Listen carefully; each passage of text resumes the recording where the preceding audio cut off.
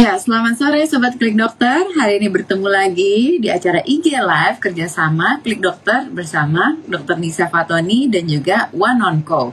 Selain bentuk kerjasama IG Live Klik Dokter dengan One On Co juga menyediakan telemedicine untuk konsultasi seputar kanker. Dan kali ini bersama saya Dr. Kalista, kita akan membahas topik yang sangat menarik, yaitu wanita Indonesia dan kanker serviks. Seberapa mematikannya sih? Nah, kanker serviks kita tahu masih dalam nomor 2 penyakit kanker tertinggi di Indonesia dan juga peringkat ketiga penyebab kematian wanita di Indonesia. Dan kita tahu juga penyakit kanker serviks itu atau kanker leher rahim itu banyak terjadi di usia produktif, yaitu di usia sekitar 35 sampai 65 tahun. Dan juga terlihat pada stadium lanjut, yaitu stadium 3B. Nah, hal ini terjadi karena kurangnya awareness atau pengetahuan tentang kanker serviks ini dan juga terlambat untuk mendeteksi dini kanker serviks ini. Dan hari ini sangat spesial sekali kita IG live-nya karena akan live bertiga dengan Dr. Nisa Fatona dan juga Mbak Tiara dari One On Co. Oke, kita akan invite narasumber kita. Ya, dokter spesialis obgyn ini adalah konsultan laktasi juga, akrab dipanggil dengan Dokter Nisa. Dan saat ini beliau merupakan dokter spesialis obgyn yang berpraktek di Rumah Sakit Brawijaya Saharjo dan juga Rumah Sakit Hermina Jatinegara dan juga Klinik Halo Bayi. Dan juga sudah ada di sini. Halo Dokter Nisa. Halo Dokter Kalista. Halo Mbak Tiara. Juga Mbak Tiara Halo Dokter Kalista dan Dokter Nisa. Ya, Mbak Tiara Indriani ini dari tim One On Co ya yang akan bincang-bincang juga dengan kita seputar tema kita hari ini, yaitu wanita Indonesia dan kanker serviks. Seberapa mematikan sih? Oke. Semoga sehat-sehat ya, Dokter Nisa dan juga amin. Lagi situasi kayak begini ya ampun. Ya, semoga segera membaik Indonesia. Nggak sedep banget. Nggak sedep banget ini. Ya, tapi anyhow kita tetap harus memberikan edukasi ya tentang bahwa ada juga penyakit-penyakit lain yang sebenarnya udah ada di wanita Indonesia ya, nggak cuma dan yang misalnya kita tahu misalnya penyakit lainnya gitu. Betul. Ini juga perlu diperhatikan. Betul banget. Oke, sambil nunggu pertanyaan dari audiens nih, Sobat Klik Dokter, nanti saya akan tanya dulu ke Dokter Nisa. Jadi Sobat Klik Dokter yang mau tanya-tanya seputar kanker serviks ini bisa langsung tulis pertanyaannya di kolom komentar di bawah ini dengan format nama, spasi, pertanyaannya ditujukan oleh siapa dan spasi pertanyaannya. Oke, Dok Nisa, saya mau tanya nih, secara general nih, secara umum, apa sih kanker serviks itu terjadinya di bagian mana dan apa sih penyebabnya? Silakan. Oke, baiklah. Jadi yang disebut kanker serviks, namanya kanker itu sebenarnya adalah tumor ganas kalau per definisi. Terus serviks itu sendiri adalah di mulut rahim. Jadi kalau dari vagina kita masuk terus ketemu di pangkal yang bentuknya biasa disebut orang sebagai donat gitu ya. Nah, disitulah yang kalau misalkan pada proses persalinan ini pembukaan. Nah, disitulah namanya leher rahim. Jadi kalau penyebab utamanya adalah yang namanya virus HPV. Jadi virus itu nggak cuma COVID-19 ya. Jadi ada namanya virus juga HPV. Jadi Human Papilloma Virus. Nah, untuk yang paling menyebabkan itu memang ada derajatnya. Jadi HPV itu tipenya ada banyak banget dan yang paling mematikan itu 16 sama 18. Nah, tapi nggak cuma di situ aja. Tipe yang lain pun juga bisa menyebabkan resiko yang rendah dan sedang gitu. Dan kalau tadi dari topik kita pembahasannya adalah seberapa mematikan, sebenarnya nggak cuma COVID yang mematikan, bahwa kondisi kanker serviks atau kanker mulut rahim ini kita juga perlu memperhatikan karena kejadian ini sendiri kurang lebih 480.000 ya di seluruh dunia, dan dari situ yang meninggal dan terdiagnosis itu 240.000. Jadi sangat banyak ya di seluruh dunia ini. Kalau tadi Dokter Kalista udah menyebutkan bahwa ini angka terjadinya terbanyak kedua nih kalau tipe kanker pada wanita. Yang pertama memang kanker payudara. Nah, ini adalah kanker serviks. Nah, tapi aku pengen sedikit membagikan optimisme yang nanti mungkin kita akan bisa bahas ya, bahwa ini bisa dideteksi lebih awal jika kita screening rutin, Ya. Dan yang kedua poinnya adalah bahwa ini bisa juga dicegah dengan vaksinasi. Artinya jangan terus upset dengan faktanya, tapi kita juga bisa melakukan berbagai hal untuk bisa mencegah gitu. Oke, jadi Mm-mm. tadi dokter bilang di seluruh dunia 480.000, sedangkan yang terdeteksi hanya 240, berarti setengahnya ya dok ya? Betul, betul. Karena gini, terdeteksi itu biasanya tuh dia juga udah severe ya. Jadi kan dia sebenarnya ada stagingnya. Sebelum kanker serviks itu sendiri ada namanya lesi prakanker gitu. Nah ini yang bisa dideteksi jika kita screening rutin nih dengan pap smear itu. Yang Oh, kedua, dengan pap smear ya? betul. Nah terus habis itu ada dia stadium 1, 2. Biasanya belum terlalu menimbulkan gejala atau ketidaknyamanan. Nah di stadium yang lanjut yaitu stadium 3 biasanya baru tuh ada postcoital bleeding. Setiap habis berhubungan kok ada keluar darah, ada keputihan berbau warna kekuningan atau kehijauan, terus ada nyeri baik itu di pinggang, di panggul gitu yang mungkin orang-orang merasa ini biasa aja gitu. Tapi kadang-kadang itu juga bisa melit ke diagnosis kanker serviks tadi. Dan sayangnya kalau sudah di stadium 3, maka tata laksananya sudah tidak bisa optimal lagi. Jadi untuk pengangkatan seluruhnya, kemudian pengangkatan ibaratnya ya, tumor ganas beserta akar-akarnya itu udah nggak bisa dilakukan. Jadi bisa dikatakan rata-rata terdiagnosis saat tata laksananya itu udah nggak bisa optimal lagi gitu. Itu sih yang bikin sedih dari kanker serviks ini. Iya. Jadi begitu udah ketahuan misalnya terdiagnosa kanker serviks itu udah terlambat ya berarti ya? Betul. Iya, oke. Berarti kita harus mewaspadai gejala-gejala prakanker itu, seperti ya dok ya? Betul. Tadi dok sempat sebutin, bisa diulang lagi dok tanda-tanda atau gejalanya yang kita harus waspadai? Kalau gejalanya yang udah ke arah kanker, yang tadi ya, bisa keputihan berbau. Biasanya keputihan itu kuning tapi bercampur kecoklatan. Terus yang kedua, ada nyeri saat bersenggama, kemudian habis bersenggama ada postcoital bleeding namanya, jadi keluar darah gitu. Kemudian bisa juga keputihan jangka waktu yang lama gitu ya. Itu juga bisa pengarah ke sana. Juga nyeri nih. Nyerinya nggak cuma saat berhubungan, tapi juga biasanya nyeri panggul, nyeri daerah kewanitaan kita, itu bisa juga terasa nyeri gitu. Tapi kalau lesi prakanker masih belum ke arah kanker, ini belum ada gejala yang secara spesifik. Dan kadang-kadang namanya wanita tuh keputihan kadang suka diabaikan dok. Jadi ya kan, keputihan biasa dianggapnya gitu kan. Mungkin kecapean, kebanyakan tuh seperti itu. Padahal kita juga harus peka terhadap kondisi badan kita. Keputihan memang betul, ada keputihan yang normal. Biasanya mengiringi menstruasi atau mengiringi ovulasi. Dan keputihan yang normal pun dia warnanya bening, gak ada bau, gak ada gatal gitu. Tapi begitu udah ada warnanya berubah, kekuningan, kehijauan, atau mungkin keabuan, ada bau, ada gatal, kemudian mungkin bisa asam, bisa amis. Nah itu kita harus nyala, ini ada sesuatu nih gitu. Dan terus mulai ring a bell, udah ini belum ya, mesti ke dokter nggak ya gitu, mesti screening lagi apa belum ya gitu. Oke. Nah ini tadi tanda-tandanya itu apakah harus selalu ada semuanya atau satu tanda pun muncul kita harus langsung screening dong? Kita tetap harus screening walaupun muncul baru satu gejala. Terlebih kalau kita masuk ke golongan yang ada faktor risiko nih, gitu. Ya, oke.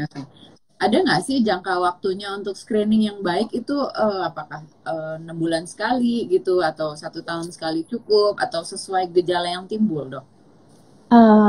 Untuk screening kita lakukan secara teratur 1 tahun sekali. Biasanya biar gampang nih ulang tahun kita atau hari anniversary bisa juga tuh. Aku selalu menyarankan gitu sama pasien-pasien.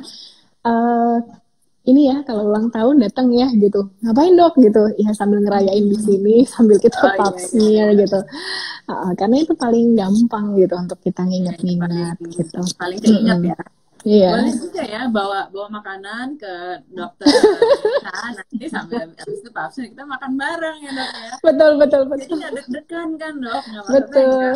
Nggak takut gitu. Iya, banyak loh yang takut padahal nggak perlu takut sebenarnya. Itu adalah prosedur yang simple dan bisa berjalan dengan nyaman selama kita relax dan penuh awareness bahwa oh I really need this gitu. Itu insya Allah semuanya akan berjalan dengan smooth. Itu sih. Ya, oke, oke. Nah, sekarang saya mau tanya nih ke Mbak Tiara sambil nunggu pertanyaan yang masuk.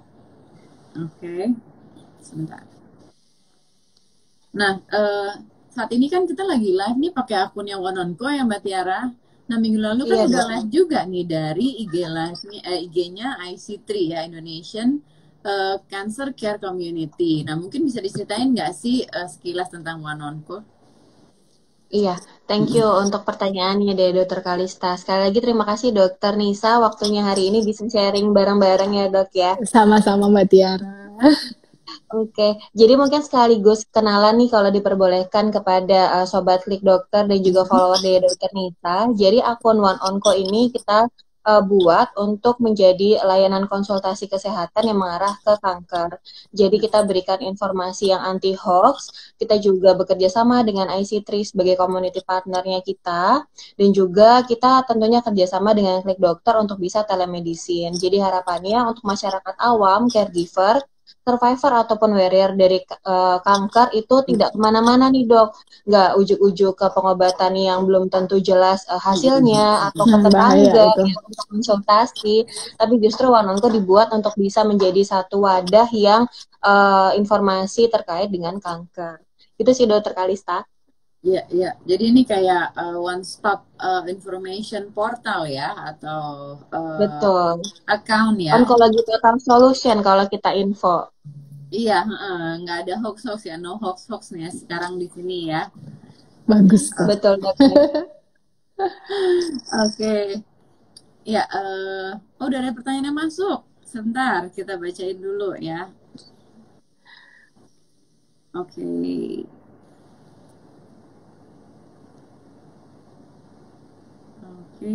Cukup banyak.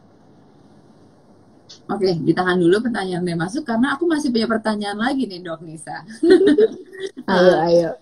Nah, tadi dokter sempat mention penyebabnya adalah HPV, Human Papilloma Virus ya. Jadi sebenarnya apa jadi faktor resiko untuk terjadinya infeksi HPV ini? Oke, jadi kalau untuk faktor resiko sendiri, jadi intinya kalau udah seksual aktif gitu ya, di usia berapapun, dan rata-rata sih kalau dari yang meningkatkan resiko kalau di bawah usia 20 tahun. Kemudian yang kedua misalnya menikah muda, kemudian yang ketiga pasangan seksualnya lebih dari satu nih, gitu. Kemudian terus ada misalnya dia ada ya ini ya dari infeksi menular seksual juga, itu akan meningkatkan resiko ke arah kanker serviks gitu. Oke, jadi harus diwaspadai ya faktor-faktor resiko yang bisa mencetuskan terjadinya kanker serviks ini. Nah, apa sih yang harus dilakukan untuk tahu wanita itu infeksi atau tidak? Tadi dokter bilang kan mention ya, deteksi dini dengan screennya dengan pap smear dok ya. Ada lagi nggak? Betul. Bisa. Kalau zaman dulu tuh pap smear itu dia menggunakan ini ya, ngambil sampel dari ectocervix dan endocervix, jadi dari mulut rahimnya itu disikat gitu. Nah, terus di smear ke objek glass. Tapi sekarang sebenarnya banyak banget ya yang baru. Jadi ada yang namanya PubNet atau thin prep gitu ya. Jadi ini liquid base dengan cairan, dan sebenarnya ini deteksinya akan jauh lebih baik ya. Gitu. Nah, jadi dokter-dokter ataupun bidan sekarang juga bisa juga nih untuk dilakukan pemeriksaan yang thin prep dengan liquid base ini. Nah, tetap sama, kunjungannya nanti datang aja ke dokter atau ke providernya, dan nanti biasanya benar-benar nggak usah tegang ya, nanti kayak dipasang dengan alat cocor bebek. Nah, cocor bebek ini kan sebenarnya udah terkenal nih ya gitu, biasanya kayak takut gitu ya kesana karena itu besi. Sebenarnya itu besi itu tumpul semua, dan yang dimasukin itu dia dengan lubrikasi jelly, sehingga selama bunda nyaman-nyaman aja itu tuh akan masuk secara semua. Kemudian selanjutnya nanti akan diambil samplingnya tadi gitu. Simple banget, dan itu nggak sampai 5 menit biasanya gitu. Terus habis itu untuk hasilnya kita akan menunggu beberapa waktu dan bisa melihat nih apakah ada tendensi kita untuk ke lesi prakanker atau tidak. Ada juga pemeriksaan lanjutan selain tadi adalah pemeriksaan HPV DNA. Jadi ini untuk melihat apakah ada nggak sih gitu HPV entah itu yang low risk ataupun yang high risk yang terdeteksi di mulut rahim yang karena yang namanya kanker leher rahim itu sifatnya nggak instan. Kita kepapar sekarang langsung saat itu terjadi kankernya enggak. Tapi window periodnya tuh lumayan panjang ya, itu 3 sampai 20 tahun. Jadi betul.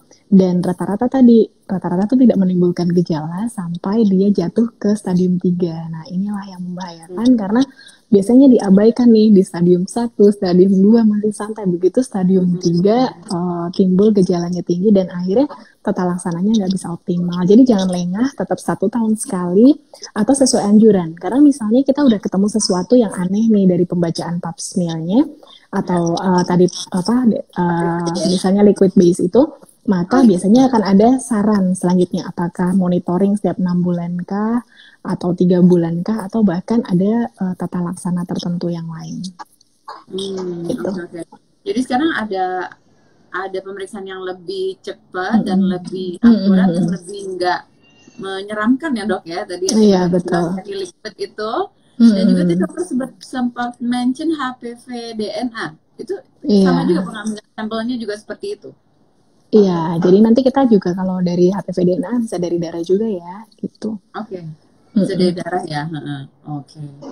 Ya itu informasi baru ya dok ya, karena selama ini kita kan anggapnya pap smear aja untuk mencek deteksi kanker serviks ya dengan pengambilan sampel itu. Kalau bisa dengan darah mungkin akan lebih ya udahlah seperti pengambilan darah sampel biasa gitu ya kan. Oke. Nah, sekarang saya mau tanya lagi ke Mbak Tiara. Oke. Nah, di Instagram One On Co nih, aku lihat seminggu kemarin ini kan postingannya tentang kanker serviks nih ya. Nah, sebenarnya tujuannya tuh apa tuh, Mbak? Oke dokter, jadi seperti yang tadi juga sempat diinfokan oleh dokter Nisa, jadi kita dari One On Co tuh ingin meningkatkan awareness khususnya kepada wanita yang sudah aktif seksual. Jangan lupa nih untuk bisa mengetahui bahwa bahaya kanker serviks ini nyata adanya. Jadi jangan sampai terlena ketika sudah aktif seksual, jangan lupa khususnya kepada suami-suami. Saya harapkan sih IG Live hari ini ada suami yang ikut juga ya, jadi suami-suami sayang istri yang bawa istrinya ini ke dokter sebagai hadiah. Jadi kalau kata dokter Nisa, tiap ulang tahun itu deteksi dini, suaminya dong yang ngajak. Yo bun, ini kita ajak deteksi dini. Jadi saling sayang, saling menjaga ya dokter Nisa ya. Betul. Jadi istrinya juga bisa mengetahui ternyata wanita aktif seksual itu harus loh kita lakukan deteksi dini kanker serviks. Karena menurut dokter Nisa tadi, kanker serviks ini sebetulnya bisa ditangani jika deteksi dini dilakukan secara rutin ya dokter Nisa ya. Betul, benar. Dan tadi memang benar tuh kalau misalkan encourage dari suami yang namanya istri sehat kan suami juga bahagia. Dan ingat bahwa kanker serviks ini kan rata-rata melanda ibu-ibu di Indonesia. Jadi kita harus betul. Jadi kalau kita menjaga istri berarti artinya menjaga juga anak-anak kita gitu. Supaya nggak banyak yang terinfeksi dan juga tadi nggak cuma ibu-ibu ya, sebenarnya kan semuanya yang aktif secara seksual itu sudah harus melakukan deteksi ini, sehingga kalau memang sudah ada di sekitar kita yang aktif secara seksual, kita juga harus mengingatkan itu sih gitu, bahwa emang harus periksa setiap setahun sekali. Ya, oke. Nah, biasanya kan kalau mau periksa itu kan pasti ada rasa takut, udah pasti, ya kan? Tapi pengen tahu gitu loh.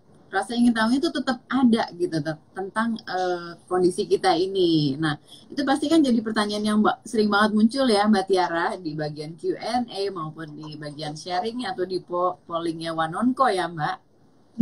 Betul dokter Kalista. Jadi memang kebanyakan masyarakat awam itu banyak sih yang tanya khususnya kepada community partner kita yaitu IC3 terhadap bagaimana sih deteksi dini kanker serviks dilakukan. Jadi kebanyakan rasa malu, rasa takut, rasa sungkan, apalagi mungkin dokter Nisa sebagai healthcare profesional punya pengalaman lebih ya. Kalau dokternya cowok mungkin ada rasa sungkan ya dok ya. Iya betul. deteksi dini kanker serviks gitu. Jadi untuk tim One Onco itu dengan adanya kita fasilitas untuk informasi yang anti hoax bisa disaksikan di story ataupun di feed Instagram kita, dan juga contohnya seperti sore hari ini kita melakukan Instagram Live. Tujuannya untuk lagi-lagi meningkatkan awareness nih. Jadi jangan sampai wanita Indonesia itu terbayang-bayangi oleh adanya kanker serviks. Oke. Kalian pengen tahu nih, biasanya biaya untuk deteksi ini misalnya pap smear itu kisaran berapa sih, Mbak Tiara? Kalau untuk pemeriksaan deteksi dini kanker serviks ini balik lagi sesuai dengan area yang dituju nih Dokter Kalista. Kadang kan memang untuk area yang ini mungkin nanti bisa ditambahkan oleh Dokter Nisa ya, area yang kurang terjangkau dengan fasilitas kesehatan mungkin bisa terlebih dahulu dilakukan IVA ya, karena mudah dengan menggunakan asam asetat. Nah, tapi kalau untuk sudah terjangkau seperti liquid base ataupun HPV DNA itu kisarannya sesuai dengan vaskes yang dituju, karena kan memang pasti akan ada biaya administrasi ataupun biaya jasa tindakan dan juga penyesuaian harga-harga yang lain gitu. Mungkin silakan Dokter Nisa kalau ada tambahan, Dok. Wah, kalau soal biaya saya juga nggak terlalu Berbeda-beda pasti. ya. Atau mungkin Kayaknya dari beda-beda tesnya ya. aja dong. Iya, mungkin. Deteksi dininya. Iya, jadi bisa mungkin nanya juga aja. Kebetulan kalau di kedua rumah sakit saya kan juga ada juga ya. Mungkin bisa langsung kontak ke sana, ke adminnya betul. untuk bisa menanyakan berapa kisaran biayanya. Tapi nggak mahal lah dibandingkan dengan manfaat yang bisa kita peroleh dengan deteksi dini ini. Karena bagaimanapun kesehatan itu, apalagi di masa pandemi kayak gini ya, benar-benar tidak terkira gitu harganya. Sekarang oksigen sekian, ini sekian. Jadi apalagi kalau misalkan kita udah ngerasain sakit, pasti berapapun akan kita bayar. Nah, apalagi sebenarnya upaya promotif seperti sekarang dengan deteksi dini dan juga vaksinasi. Ini wajib banget untuk diperjuangkan. Jadi jangan sampai kena. Kita harus baik-baik untuk mendeteksi dari awal sih gitu. Oke, misalnya di daerah sekitar rumah kita ini susah gitu untuk reaching dokter obgyn atau dokter umum. Apakah bidan juga atau di puskesmas juga bisa melakukan tes seperti ini, no? Beberapa bisa, tapi bisa juga yang tadi mungkin udah dicuplik dengan Mbak Tiara ya, dengan IVA. IVA tuh visualisasi dari asam asetat ya, diinspeksi. Apakah ada perubahan, betul, apakah ada perubahan dari sel squamous columnar junction-nya. Jadi dari karakteristik mulut rahimnya itu akan disemprot gitu ya, bukan di ini sih, diberikan dengan kayak semacam cotton buds gitu dengan asam asetatnya, kemudian dilihat perubahannya dalam beberapa menit. Nah, ini memang ada karakteristik yang mengarah ke lesi prakanker yang mencurigakan. Biasanya kalau dari IVA-nya hasilnya itu cuma positif dan negatif aja. Nah, kalau nanti ada kalau ada kecurigaan ke arah sana, biasanya akan di-refer nih ke dokter obgyn-nya. Kemudian dari dokter obgyn-nya yang akan melihat dan menelaah lanjut dengan pemeriksaan lanjutan tadi. Bisa dikonfirmasi dengan pap smear tadi atau liquid base dan juga HPV DNA untuk melihat itu sih. Tapi dimanapun saya rasa IVA itu udah populer banget gitu di provider, baik itu di bidan atau apa. Jadi ini suatu hal yang mudah, yang penting kemauan kita dan keberanian kita aja untuk datang. Itu sih. Ya, oke. Jadi jangan khawatir ya kalau misalnya kita di sekeliling juga masih belum ada fasilitas kesehatan yang lengkap, itu di bidan pun juga udah bisa ya. Iya, betul. Oke. Sekarang kembali ke Dokter Nisa dulu nih. Nah, dari One Onco ternyata banyak banget masyarakat yang belum tahu tentang cara deteksi dini ini nih. Nah, Dokter Nisa mungkin bisa jawab nih, macam-macam deteksi dini kanker serviks ada apa aja, Dok? Tadi mungkin udah sempat di-mention ya sebelumnya ya. Iya, jadi yang tadi bisa yang pap smear, terus habis itu dari yang liquid base gitu, dua-duanya sama sih, mengambil sampel dari mulut rahim, begitu juga HPV DNA, kemudian akan dilihat nih dari karakteristik selnya gitu.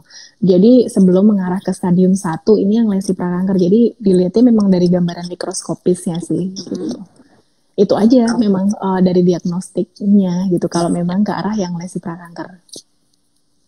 Oke, nah selama ini kan kanker serviks ini kan identik dengan seringnya berganti-ganti pasangan ya. Jika hanya punya satu pasangan gitu, haruskah orang tersebut mendeteksi kanker serviks sedini mungkin? Oh ya, tetap perlu ya gitu. Jadi yang namanya faktor resiko itu kan meningkatkan resikonya, tapi untuk terjadinya bisa saja gitu membawa HPV DNA itu dari diri kita sendiri. Jadi kita tetap nggak bisa, walaupun kita yakin bahwa suami kita atau pasangan kita ini setia, tapi yang namanya kita juga membawa genetik dari HPV DNA sendiri, itu kita tetap juga perlu melakukan screening itu, apalagi kita aktif secara seksual gitu. Dan di masa sekarang itu juga kita harus paham dan yakini ya bahwa awareness dari apa namanya infeksi HPV itu juga masih sangat kurang nih. Jadi yang namanya deteksi lesi prakanker ini kita harus upayakan gitu. Apalagi ya kalau kita nggak tahu ya pasangan kita gimana. Terus habis itu kita juga dari sudah masuk ke faktor resiko, misalnya sebelum 20 tahun kita sudah terpapar dari hubungan seksual, kemudian misalnya ada memang ini pernikahan kedua misalnya, atau dari suami kita nggak tahu track recordnya dahulu gitu. Nah kita nggak tahu karena window periodnya tuh jauh banget tuh dok. Jadi 3-20 tahun it can be anything gitu sih. Oke, jadi tetap harus deteksi dini ya. Tetap dong. Pasangannya udah betul gitu ya. Betul. Nanti tadi dokter sempat mention nih tentang genetik ya. Nah, service ini menularkan lagi atau kita tahu itu kan bisa ditularkan. Tapi apakah menularkan lagi atau juga bisa menjadi penyakit yang diturunkan? Iya betul. Jadi kalau misalkan memang kalau diturunkan sih nggak secara langsung. Misalnya seorang ibu kanker serviks terus dia hamil melahirkan terus bayinya kanker serviks, nggak seperti itu. Tapi memang ada tendensi ke arah sana. Jadi kalau misalnya ada kita orang tua atau keluarga kita yang kanker serviks, sebaiknya juga di encourage untuk kita melakukan vaksinasi gitu. Jadi sekarang ada vaksinasi yang namanya vaksin HPV gitu. Sediaan untuk sekarang ini ada yang bivalen, berarti dari proteksi terhadap 2 jenis, dan juga yang kuadrivalen 4. Sebenarnya ada juga yang 9 nih, tapi saat ini stoknya belum masuk di Indonesia. Semoga soon bisa masuk ya gitu. Itu juga dan vaksinasi ini juga bisa dimulai ya dari mulai usia anak perempuan kita 9 tahun itu juga sudah bisa dilakukan gitu vaksinasi ini. Oke. Dan dosing.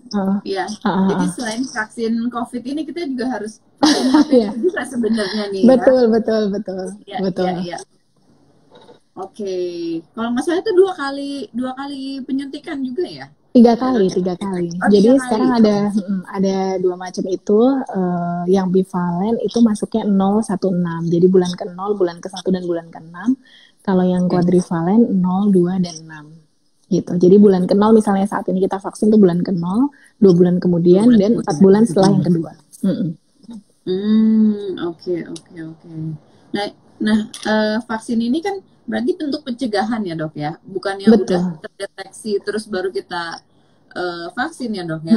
Betul, bukan. Jadi ini termasuk upaya yang pertama mencegah. Jadi jangan sampai kita terpapar dahulu gitu. Kalau misalnya udah ini berarti jadinya pengobatan ya, bukan vaksin.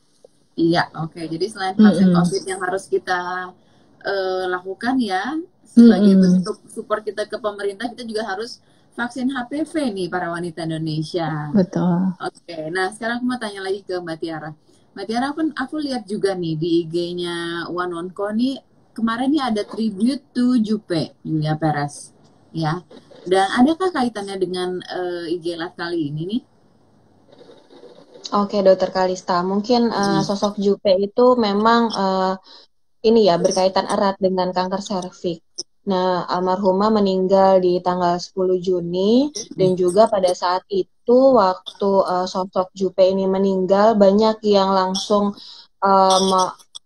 meningkatkan awareness terkait kanker serviks. Ada beberapa akun untuk bisa cegah kanker serviks atau juga ada beberapa sosok influencer dan artis yang menjadi ikon duta kanker serviks. Nah, harapannya tribute to Jupe ini kita bisa mengingatkan kembali bahwa kanker serviks itu beneran ada loh. Kalau misalkan zaman sekarang itu banyak orang-orang yang tidak percaya COVID, nah sebetulnya kita juga ingin meningkatkan rasa percaya wanita Indonesia ini terhadap kanker serviks. Jadi jangan sampai lengah.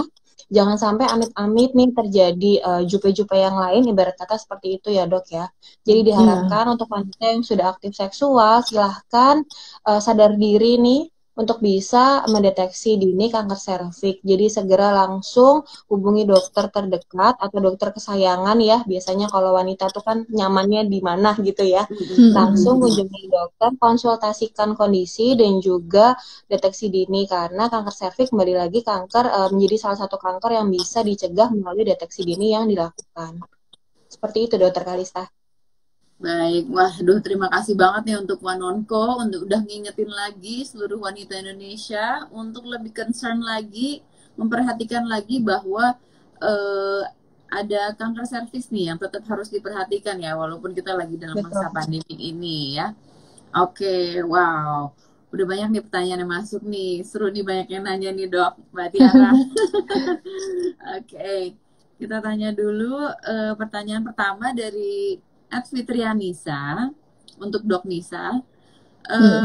Kanker serviks bisa sembuh nggak ya? Terus kalau bisa, apa nanti penyintas bisa punya anak? Mohon infonya Dok, silakan. Oke, jadi kan dia ada stadiumnya ya tadi ya. Kalau emang udah sampai jadi kanker serviks, itu ada stadium 1, 2, 3, dan 4. Nah, kalau bisa sembuh atau enggak, yang namanya kanker itu kan bukan seperti orang yang kasat mata gitu ya. Kalau sel kanker itu kan nggak kayak orang masuk atau keluar dari sebuah pintu.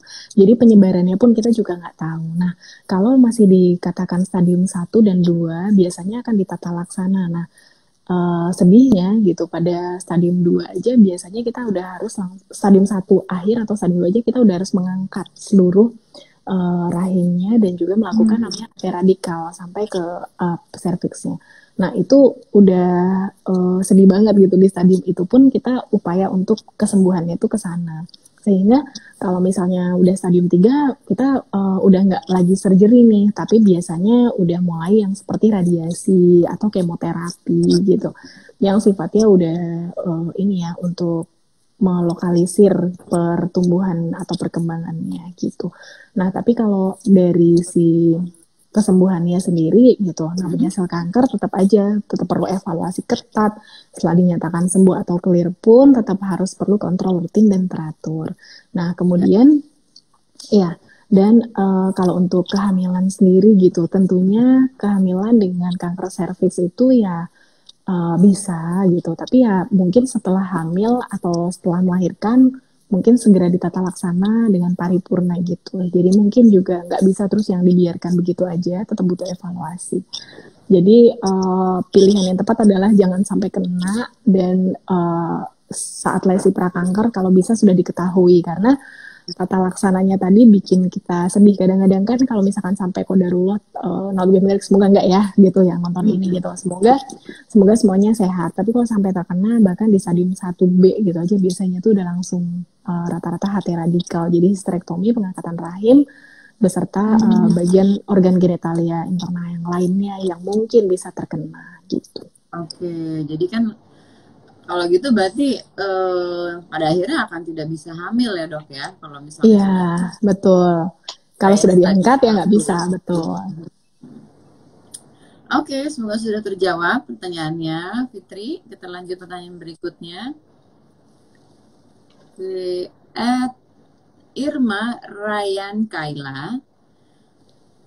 Oke, Dokter Nisa, wanita yang lebih rentan terkena kanker serviks dengan gaya hidup seperti apa ya Dok? Dan mulai usia berapa bisa pap smear? Oke, kalau untuk mulai usia berapa bisa pap smear berarti setelah sexually aktif ya, karena kita akan masukkan alat di situ untuk memeriksa. Nah, kemudian yang kalau dari gaya hidup, memang gaya hidup yang sekarang kita harus menghindari dari polutan, dari rokok, gaya hidup yang sehat itu akan menghindarkan dari kanker secara umum gitu. Itu aja sih. Kemudian kita harus tetap setia pada pasangan, dan jika memang toh ada ini ya upaya, maksudnya ada yang lebih berisiko, tindakan yang berisiko, maka sebaiknya menggunakan kondom, karena dari situ akan bisa menghentikan infeksi menular seksual. Itu sih. Tapi lebih baik sih tunggu hubungan seksual setelah menikah, kemudian tetap setia pada satu pasangan. Itu sih yang utama, dan melakukan upaya promotif setelah melakukan hubungan seksual. Berarti menggunakan ini ya untuk screeningnya, entah itu pap smear, liquid prep test atau misalnya dengan HPV DNA sesuai dengan rekomendasi dokter yang menangani atau minimal dengan IVA jika itu yang memang terjangkau pada wilayahnya. Itu sih.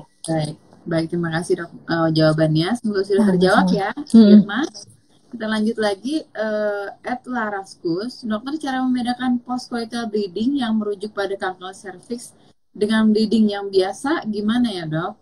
Oke, berarti kalau yang untuk cara membedakannya sebenarnya kalau misalnya postcoital bleeding ya memang hanya saat setelah berhubungan sih. Kemudian kita juga harus membedakan bahwa ini tidak mendekati masa menstruasi, misalnya sebelum atau sesudah, maka takutnya rancu. Kalau misalkan sebelum menstruasi, berarti mungkin bisa jadi darah menstruasi yang keluar, begitu juga saat setelah menstruasi. Jadi sebaiknya kalau untuk postcoital bleeding ya memang secara spesifik setelah berhubungan akan keluar darah gitu, dan darahnya memang darah segar ya, itu sih. Oke, dan membedakan dengan yang pendarahan yang biasa itu? Ya nggak bisa dibedakan ya, kecuali dari masanya tadi yang kan biasanya perdarahan kita cuma saat menstruasi dan di luar itu ya. Jadi kalau misalkan di luar siklus, kemudian setelah berhubungan kan kita juga nggak berhubungan saat menstruasi ya. Tapi kalau mendekati misalnya habis berhubungan besokannya menstruasi atau sebaliknya menstruasi habis itu sehari kemudian berhubungan keluar darahnya pada durasi yang mendekati menstruasi, bisa jadi itu bukan postcoital bleeding. Tapi kalau jauh terus habis itu kita mengalami setelah berhubungan dan setiap berhubungan seperti itu 2-3 kali, sebaiknya kita udah datang deh ke dokter. Dok, kok saya setiap habis berhubungan 2-3 kali terakhir ini selalu seperti itu, kenapa ya gitu. Oke, jadi kalau misalnya ada bleeding setelah melakukan hubungan, misalnya 2 atau 3 kali secara berturut-turut ya dok ya, itu lebih baik langsung ditanyakan ke dokter objeknya ya. Oke, semoga sudah terjawab ya, Laraskus. Kita lanjut pertanyaan berikutnya dari @Yunita_RD. Buat Mbak Tiara, boleh tahu info seputar kanker cuma lewat Instagram Onco atau ada website lainnya juga Mbak Tiara? Oke, ini sebetulnya sedikit relaunching nih ya Dokter Kalista ya. Jadi Onco ini juga nanti akan ada websitenya, di mana nanti kita akan launching di tanggal 24 Juli insya Allah. Jadi para sobat Klik Dokter dan followersnya Dokcan nih, followersnya Dokter Nisa, kalau boleh nih kita One Onco minta supportnya, bisa dari sekarang bisa follow dulu akun one.onco. Jadi bisa nantikan update terkait informasi kanker terkini yang bisa didapatkan masyarakat awam dan juga survivor maupun warrior dari cancer. Seperti itu, Dok. Oke, jadi ada nih ya, nanti akan launching ya tanggal 20. Oke. 24 ya. Oke, semoga lancar ya launchingnya dan bisa memberikan informasi dan wawasan untuk kita semua di sini. Ya. Amin. Kita lanjut pertanyaan berikutnya dari Elga Nisa. Dok Nisa, apa benar perempuan yang datang bulan dan malas ganti pembalut yang dianjurkan 4 jam sekali, malah gantinya 6-7 jam sekali, itu bisa menyebabkan kanker serviks? Oh, bukan sih, bukan karena pembalutnya ya. Kalau itu dari infeksi keputihan secara umum. Jadi yang namanya kita haid kan kita akan menggunakan pembalut gitu ya. Dari pemakaian pembalut itu kita harus menjaga nih. Kalau misalkan sampai lembab banget, pembalut itu kan atasnya permukaan yang lembut, tapi bawahnya biasanya berbahan plastik atau sesuatu yang waterproof. Sehingga kalau misalkan tidak bersirkulasi dan tidak berganti, maka kelembapannya akan terakumulasi di situ. Kalau lembab, bakteri sama jamur ya akan senang di situ gitu. Jadi infeksi ini akan dapat mengakibatkan keputihan. Kemudian juga dari mulut rahimnya memang bisa juga sih terinfeksi yang dikatakannya cervicitis gitu. Nah, jadi ini sama-sama sih semuanya berkaitan dengan leher rahim.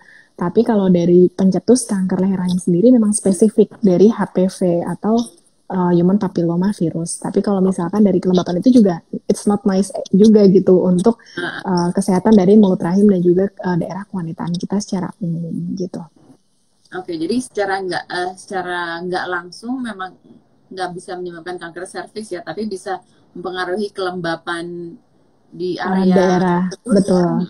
Nanti jadinya bisa apa misalnya kayak keputihan ya dok ya? Atau Betul, gimana? bisa keputihan, kemudian bisa cervicitis gitu, versi dari keputihan yang dia akan dari lapisan mulut rahimnya bisa sedikit terkelupas gitu.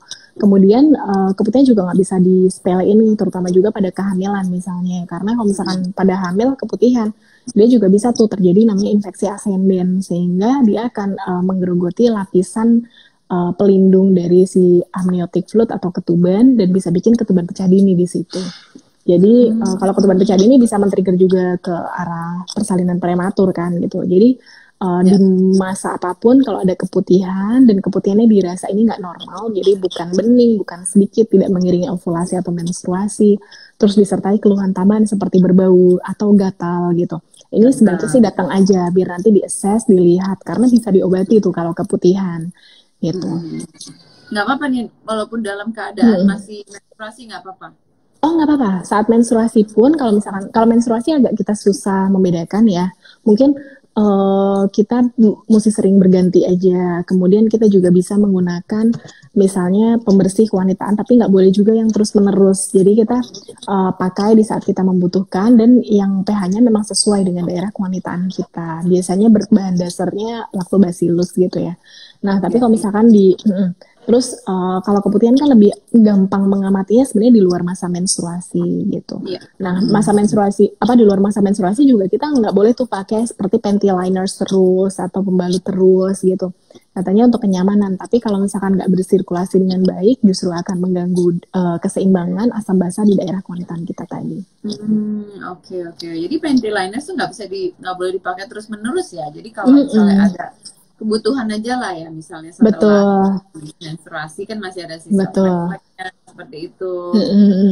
Atau dekat-dekat mau menstruasi, kita biasanya kadang pakai juga. Dan itu pun juga harus diganti ya.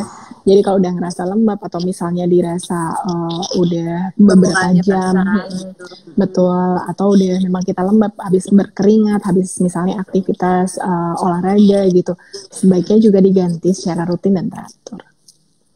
Ya. Tadi dokter bilang ada bisa cervicitis ya, itu apakah bisa juga menyebabkan infeksi saluran kemih dok kalau misalnya kita lama-lama nggak ganti pembalut seperti itu? Berdekatan sih gitu, cuman kalau misalkan infeksi saluran kemih lain lagi nih sebenarnya gitu, tapi ya infeksi yang di daerah situ bisa juga bikin kuman atau bakteri daerah yang berdekatan bisa jalan-jalan gitu. Nah tapi kalau misalkan infeksi saluran kemih ditandainya kan dia biasanya ada nyeri dari berkemih, sensasi terbakar, kemudian anyang-anyangan atau tidak lampias gitu ya.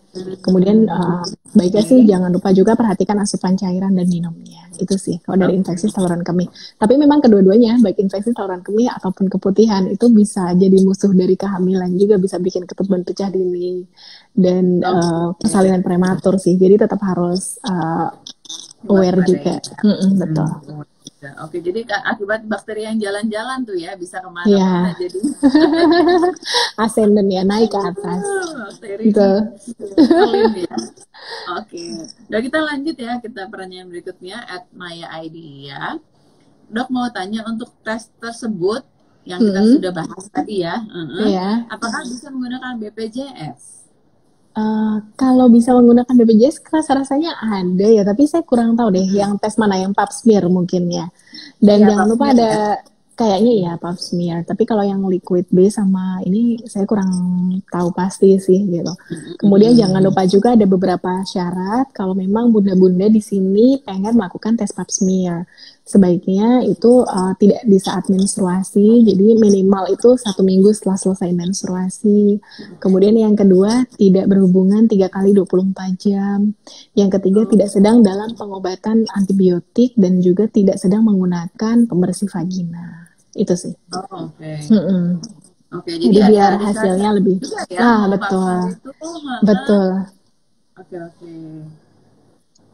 Oke, nah semoga sudah terjawab ya, Maya.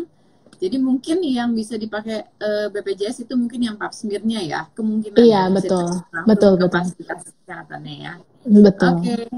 Pertanyaan berikutnya dari Fitria Pakpahan, dokter apakah vaksin bisa menggunakan BPJS, vaksin HPV? Wah, nah ini juga saya kurang tahu deh, mesti confirm ke BPJS ya, tapi kayaknya belum masuk ke program ini ya. program vaksinasi gratis ya gitu. Tapi mungkin bisa langsung confirm ke BPJS ya deh. Siapa tahu udah ya. Aduh, saya merasa happy banget tuh kalau misalkan emang bener udah ke cover Iya, BPJS. ya ampun. Oh, Akan wow. terbantukan sekali nih wanita-wanita Benar, Indonesia benar, benar, loh, benar. Dok. Benar. Benar, karena kan kita terfokusnya tuh BPJS untuk pengobatan gitu ya. Kalau misalkan udah upayanya ke promotif untuk pencegahan, rasa-rasanya akan sangat baik tuh.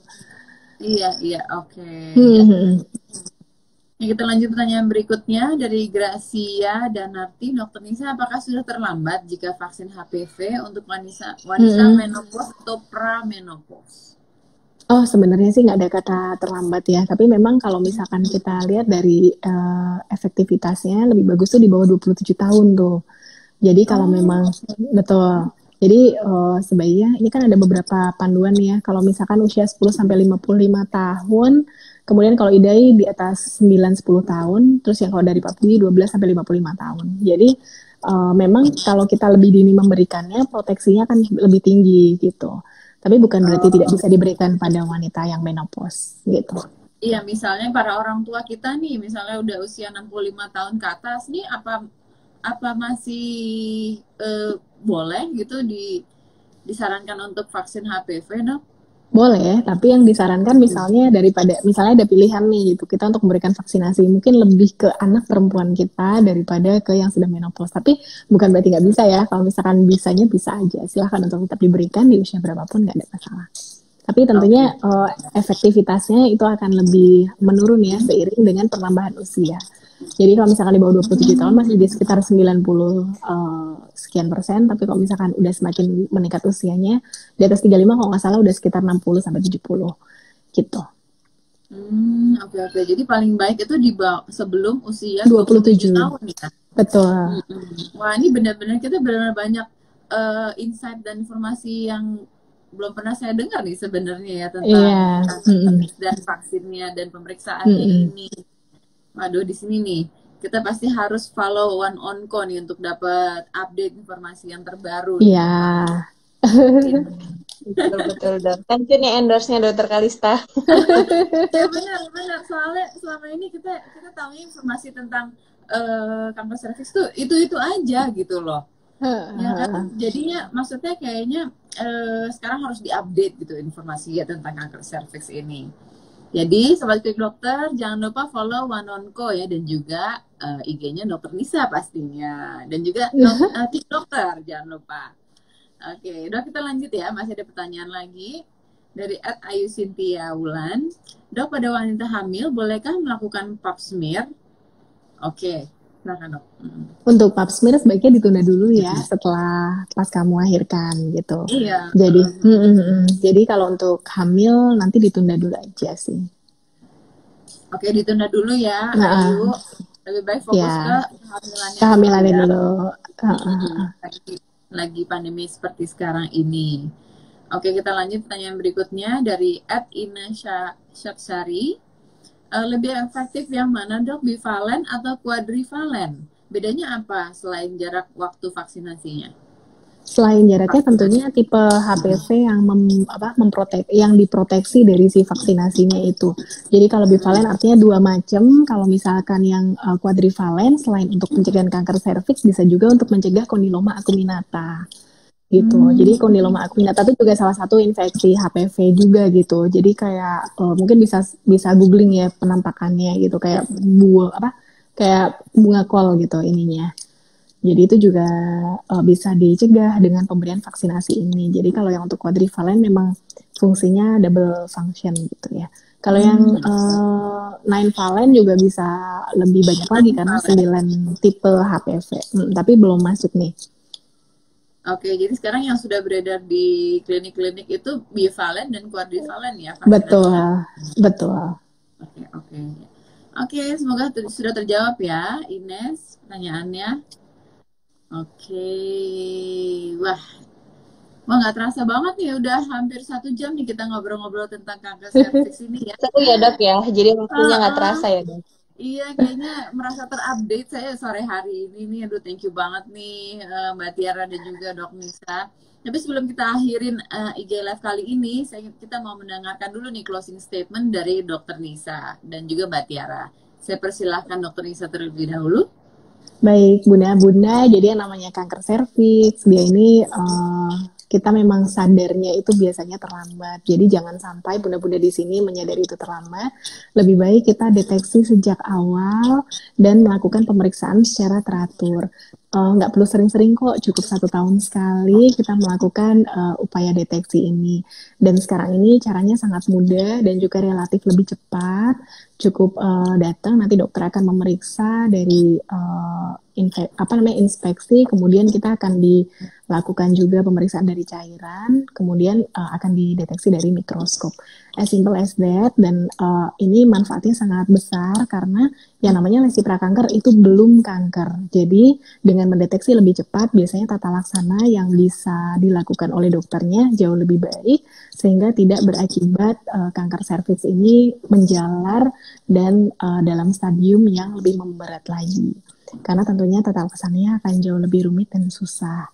Jadi untuk bunda-bunda, yuk kita ingatkan juga, nggak cuman untuk kita sendiri, tapi ingatkan juga misalnya kita punya saudara perempuan, kita punya anak perempuan, gitu, kita punya keponakan misalnya yang kita sayangi dan memang ada faktor resiko misalnya, sebaiknya kita juga ingatkan dan ajak mereka serta untuk pemeriksaan rutin deteksi dini kanker serviks ini gitu. Itu aja sih yang aku pengen sampaikan karena ini bisa dicegah dan bisa dikenali lebih awal. Ya, oke. Terima kasih Dok atas closing statement-nya. Sekarang sama-sama. Iya, thank you Dokter Nisa dari Mungkin untuk Sobat Klik Dokter dan bunda-bunda followers dari Dokter Nisa, sekali lagi terima kasih waktunya hari ini sudah bisa join di IG Live untuk deteksi dini kanker serviks. Harapannya ke depan dari One On Co sendiri bisa memfasilitasi terkait informasi dunia kanker, jadi bisa langsung follow One On Co. Harapannya nanti ke depan kita bisa memberikan informasi yang non-hoax, di mana minggu lalu kita sudah edukasi terkait kanker payudara, minggu ini kanker serviks, minggu depan jadwalnya adalah kanker kolon dan jadwal-jadwal berikutnya yang bisa dinanti. Jadi jangan lupa stay tune, tetap follow at one.onco. Terima kasih Dokter Nisa dan Dokter Kalista. Sama-sama dengan senang hati. Informasinya. Oke, jangan lupa Sobat Klik Dokter follow One On Co ya untuk seputar kanker. Ada macam-macam, nggak cuma kanker serviks aja ya, berarti ya ada kanker payudara, kanker serviks, kanker usus dan lainnya. Oke, sekali lagi saya ucapkan terima kasih sekali Dokter Nisa dan Mbak Tiara. Sama-sama Dokter Kalista dan Mbak Tiara. Dan sharingnya dan juga pastinya untuk Sobat Klik Dokter yang sudah menyaksikan IG Live kali ini sampai selesai. Jadi saya mau menghimbau jangan takut dan jangan malu deh untuk deteksi dini kanker serviks ya. Ingat bagi wanita yang sudah aktif secara seksual segera periksakan ke dokter Anda. Atau bisa juga nih sebelum periksa ke dokter konsultasi dulu tentang deteksi kanker serviks ini melalui aplikasi live chatnya Klik Dokter. Oke, semoga perbincangan kita hari ini dapat menambah wawasan dan bermanfaat untuk kita semua. Baik, terima kasih dan sampai jumpa di Live berikutnya. Bye. Sama-sama, bye. Sehat-sehat ya, Dokter Nisa. Sehat juga ya.